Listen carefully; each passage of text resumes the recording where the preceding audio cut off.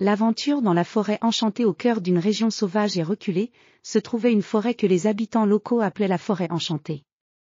Cette forêt, dense et mystérieuse, était entourée de légendes anciennes qui racontaient que des merveilles et des dangers s'y cachaient.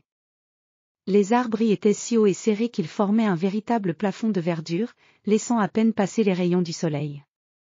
Un jour, un jeune naturaliste nommé Émile Dubois, armé de son carnet de croquis et de ses outils de botaniste, décida d'explorer cette forêt fascinante. Émile était un homme de 28 ans, avec des cheveux bruns légèrement ondulés et des yeux curieux. Il avait entendu des histoires sur des plantes rares et des animaux fantastiques qui vivaient dans cette forêt, et il était déterminé à en découvrir la vérité. Dès que Émile pénétra dans la forêt, il fut accueilli par un mur de verdure dense.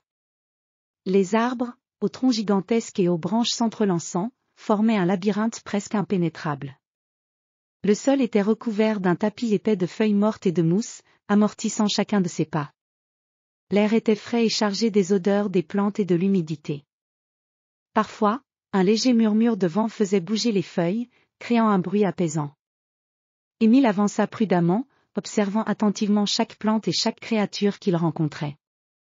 Il était fasciné par les fougères géantes qui semblaient presque avoir une vie propre, et par les fleurs aux couleurs vives qui brillaient comme des joyaux parmi le vert omniprésent. Il nota tout dans son carnet avec une précision méticuleuse. Soudain, Émile entendit un bruit étrange, comme un chant doux et mélancolique. Il s'arrêta et tendit l'oreille. Le son semblait venir de plus loin, quelque part dans la profondeur de la forêt. Émile décida de suivre ce chant mystérieux, pensant qu'il pourrait être la clé pour découvrir quelque chose de remarquable.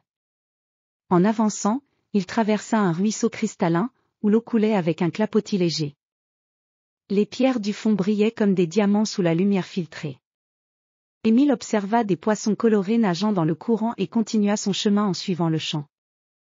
La forêt devint de plus en plus dense et l'air sembla se charger d'une atmosphère magique. Les arbres semblaient plus anciens et plus imposants, leurs branches se tordant et se ployant dans des formes étranges. Les rayons du soleil peinaient à percer à travers les feuillages, créant des motifs de lumière dansant sur le sol.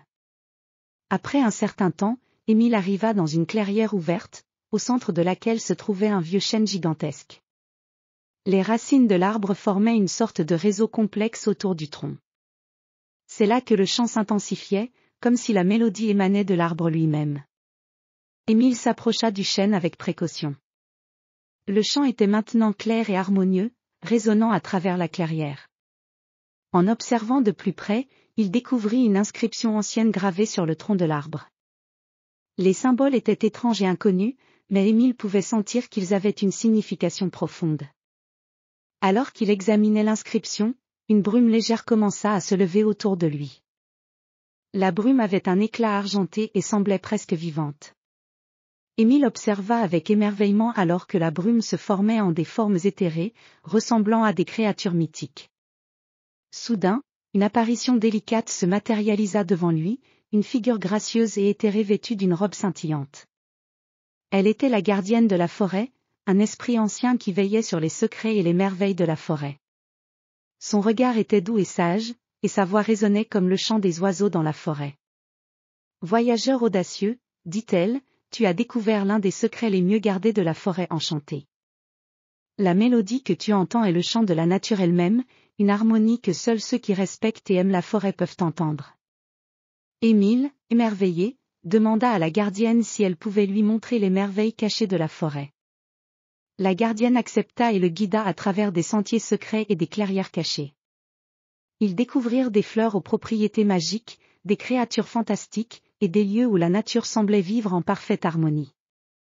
À la fin de sa visite, la gardienne lui offrit un petit pendentif en forme de feuille, en signe de gratitude pour son respect et son admiration envers la forêt. Émile rentra chez lui, son carnet rempli de croquis et de notes, et avec des souvenirs inoubliables de sa merveilleuse aventure. La forêt enchantée était plus qu'un simple lieu, c'était un monde à part, rempli de mystères et de beautés inexplorées. Émile savait qu'il n'était qu'un humble voyageur dans ce royaume magique, mais il était reconnaissant d'avoir eu l'opportunité de découvrir une partie de ses secrets.